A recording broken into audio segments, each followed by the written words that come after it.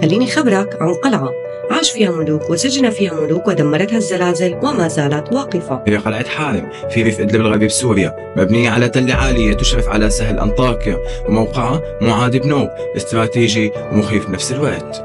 في القرن 12 صار فيها واحدة من أغرب القصص. ملك أنطاكيا نفسه ريموند الثالث انهزم أمام نور الدين زنجي، وتخيل انسجن جوا القلعة 7 سنين. ويقال أن القلعة بنيت فوق معبد روماني قديم، وأن فيها رموز ونقوش غريبة ما حدا لليوم فهم معناها. في ناس بيقولوا أنها مسكونة، وناس بيحكوا أن الأمير اللي حاكمها عمل صفقة مع الشيطان ليحميها من الغزاة، بس بعد أيام انهارت. وفعلا عام 1268 زلزال ضخم دمرها بالكامل ومات آلاف الناس فيها، حتى سموها قلعة اللعنة. وإذا زرت اليوم رح تلاقي أنفاق وثراديب وأماكن للزيت المغلي ضد الأعداء، تصميم هندسي بيخليك تقول هدول كيف بنوها بهالزمان. قلعة حارم مو بس حجارة، هي قصة دم وخيانة وغموض، ولسه مخباية أسرار ما انكشفت لهلا. إذا عجبتك هيك قصص، بستعد لأن اللي جاي أغرب. تابعني للمزيد من أسرار التاريخ المنسي.